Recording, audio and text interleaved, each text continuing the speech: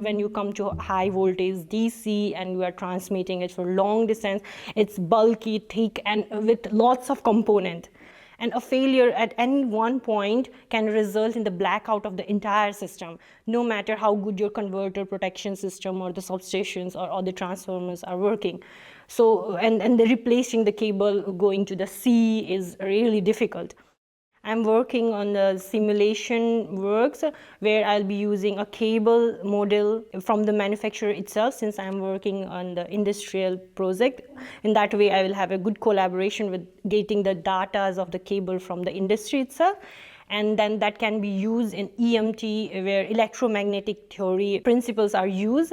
And then there is this FEM model, and I will be studying more on those parts, like how these transients and the faults are impacting the performance of the cable and how it can be improved and how I can enhance the quality and the lifetime of the cable.